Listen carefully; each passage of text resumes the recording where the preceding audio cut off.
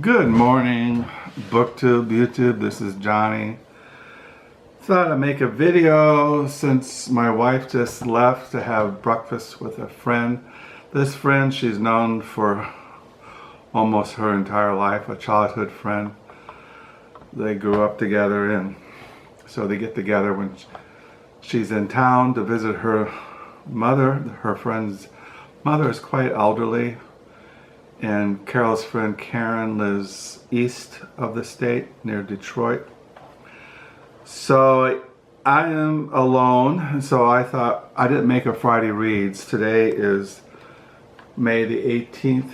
It's not May. Yeah, that's right. It is May the 18th, 2024. It is a Saturday. It is 8:11 here in the Hermit Hut. And as my habit is, my regiment, as I wake up and drag my ass to the ruins of the American Empire, I'm writing in my diary, my paper diary, and I'm on page 437 for the year 2024.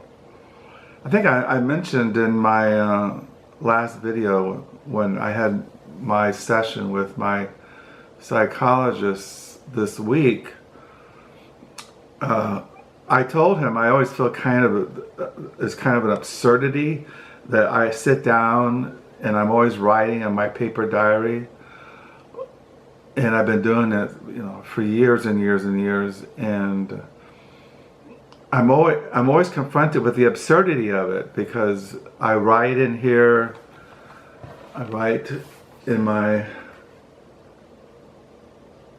it's blurry.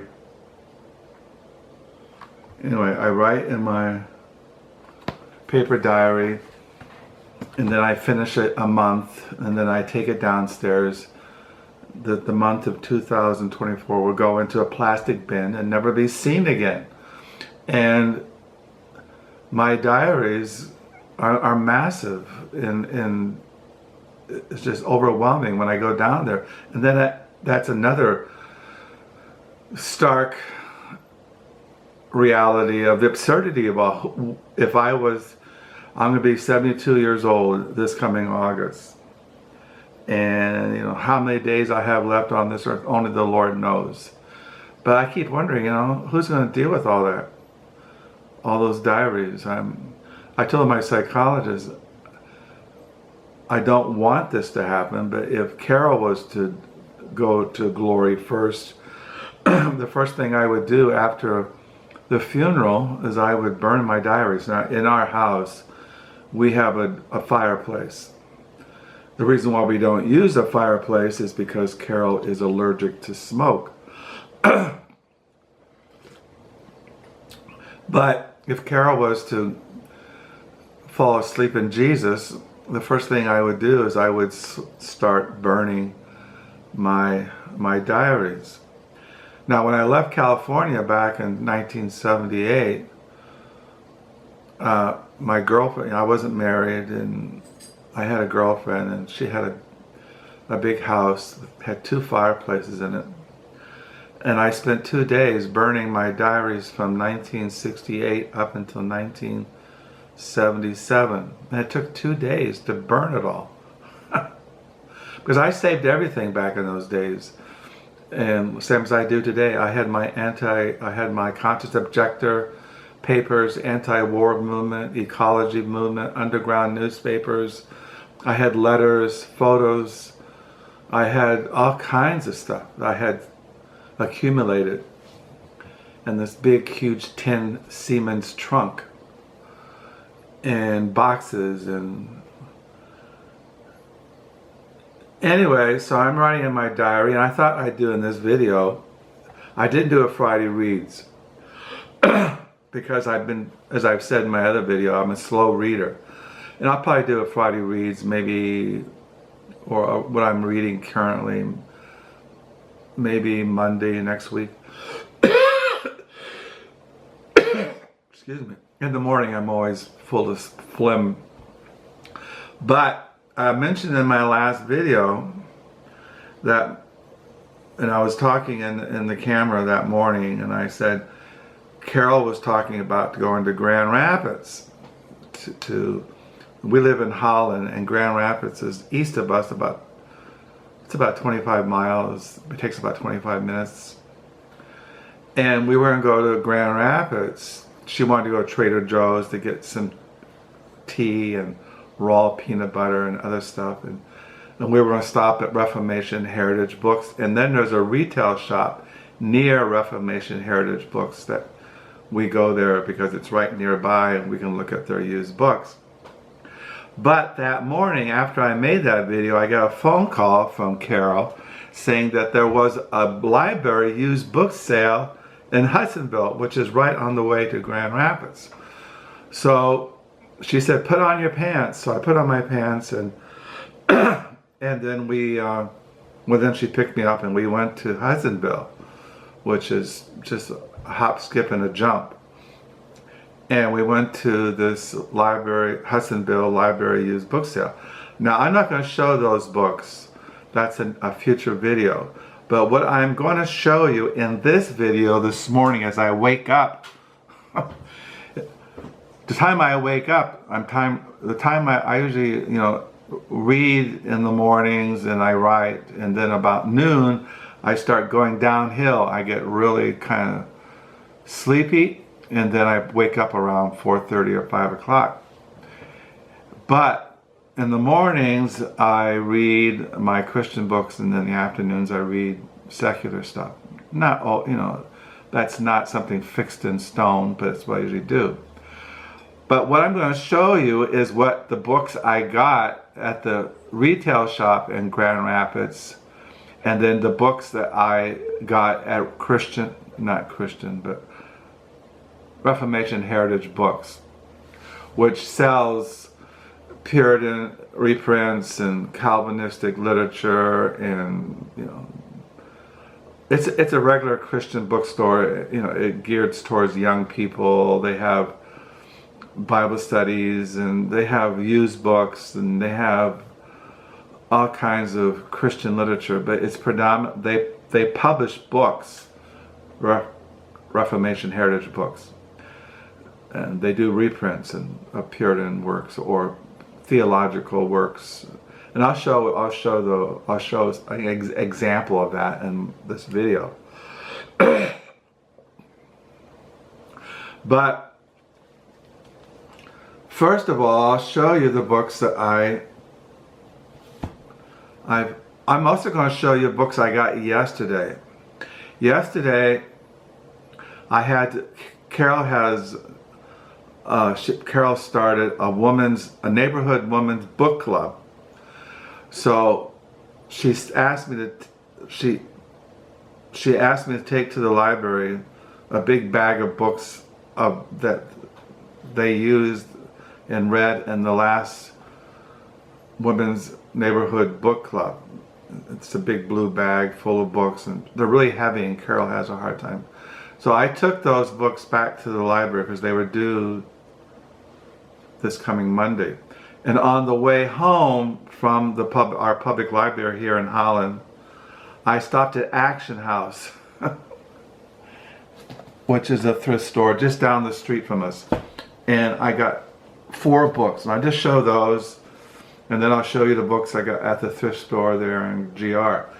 Well, I picked this novel at Action House yesterday, and she is a Polish writer. This is called Century 21. I can't pronounce her Polish name. There's a picture of her. But what struck me, it's published by Dalkey Archive Press. Any book that's published by Dalkey Archive Press, I will buy. And she's a Polish writer. She also, it says here, a well-known Polish writer, artist, art historian, has been living in Manhattan since 1981 and writing in English since 1982. So anyway, it was published in 1991. It's not a translation. She writes in English, but that's what I got. Then I picked this up at Action House yesterday, and when I cataloged this, it said I already had it in my library, but I can't find it. But it's called The Bread Givers. Is another name I can't pronounce. This is The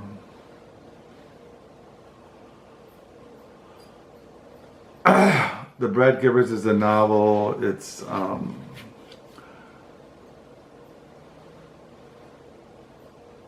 like a historical fiction set during the 1920s in New York, Lower East Side.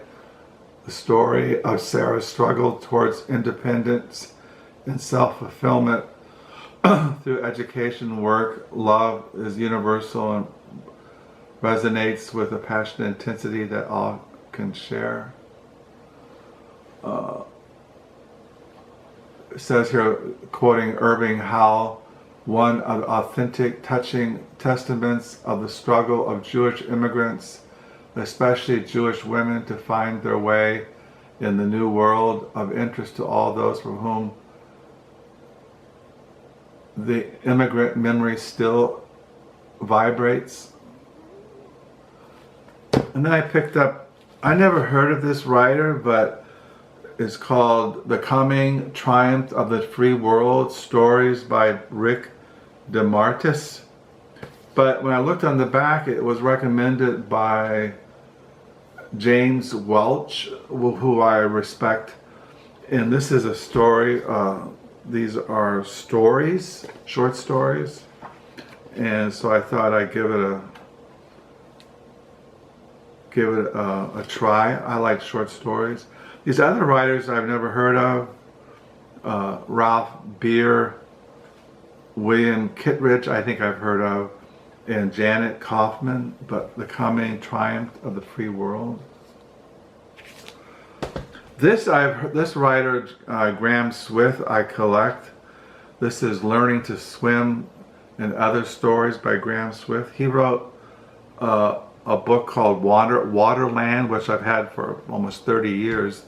But I collect his writings, and when I went to the library thing to catalog it, I already had it. So now I got to put this in my box of doubles. So I got those at Action House. And then these are the ones I got at the thrift retail shop in GR. This is a novel by Mordecai Richler, Sir Saint Urbanus Horseman. Now he's a very famous Canadian writer, and I collect him, and I didn't have this one. I have 4 or 5 other novels by Mordecai Richler, and so I picked this up at that thrift store in Grand Rapids. And then I collect Gail Godwin. I have a whole shelf of her novels, but this didn't look familiar, and so I bought it at that retail shop, and it's called The Glass People by Gail Godwin. She's one of my favorite writers. She's an American. She's written all kinds of... Yeah, I have The Glass People, The Odd Woman, Violet Clay. Those are two of my favorite of her novels, The Odd Woman and Violet Clay. A Mother and Daughters. She wrote The Finishing School, The Southern Family, Father's Melancholy, His Daughter, and The Good Husband. But I really have always enjoyed her writings. So. This I never heard of. When I saw this at the thrift store, I never heard of this writer, Benedict Kiely. And these are a collection of his stories.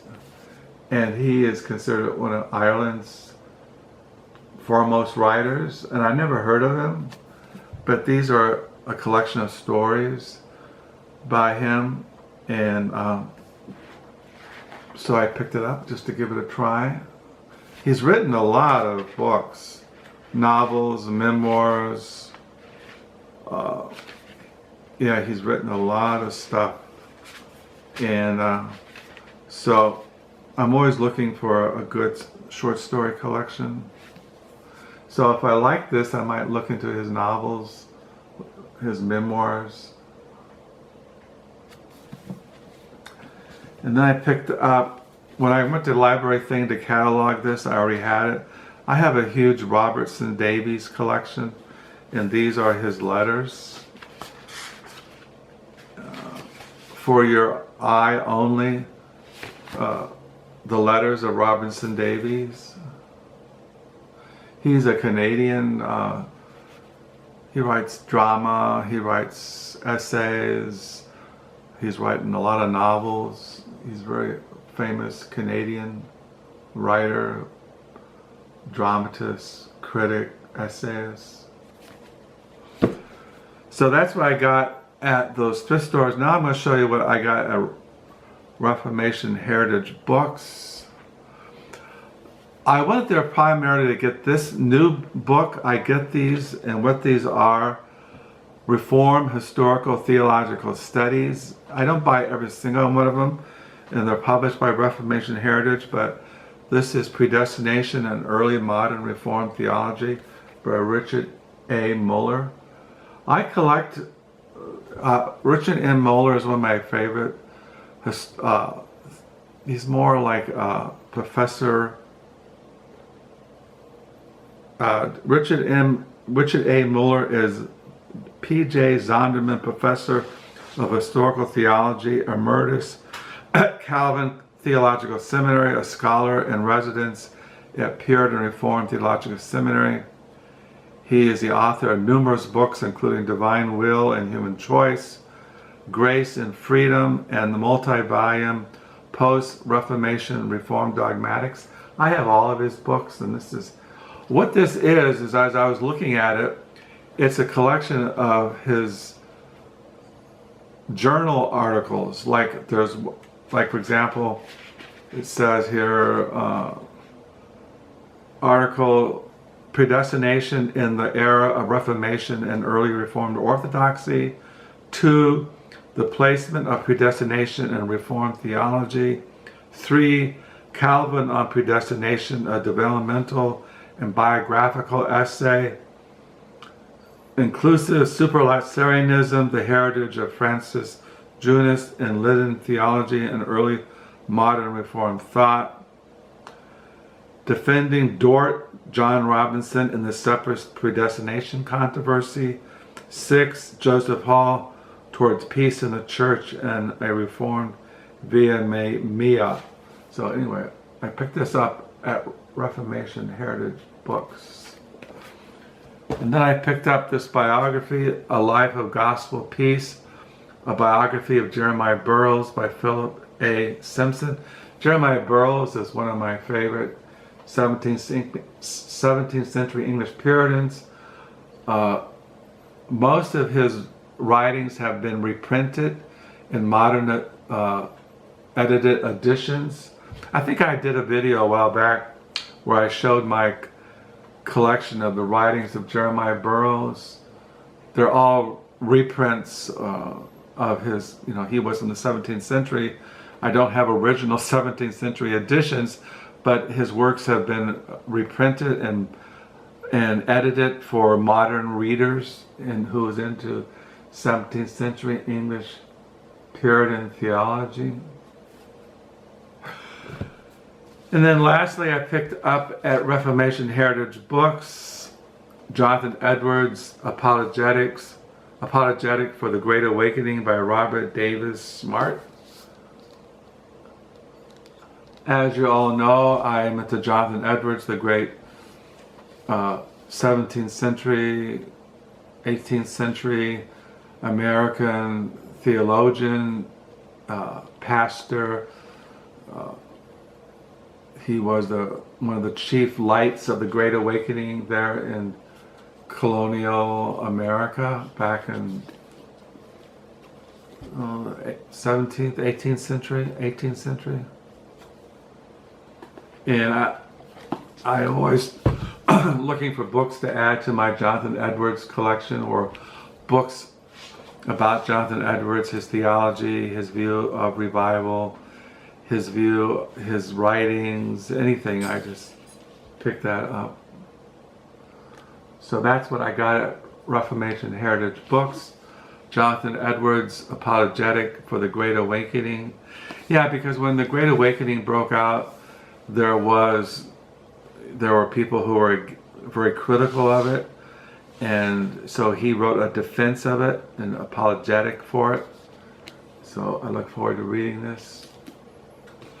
This morning I'm reading, I start reading, I showed you this, I got this in the mail this week, Ruined Sinners to Reclaim Sin and Depravity and Historical, Biblical, Theological, Pastoral Perspective, edited by David Gibson and Jonathan Gibson. So I'm reading this morning for devotions. And I showed you this new book I got in the mail this week.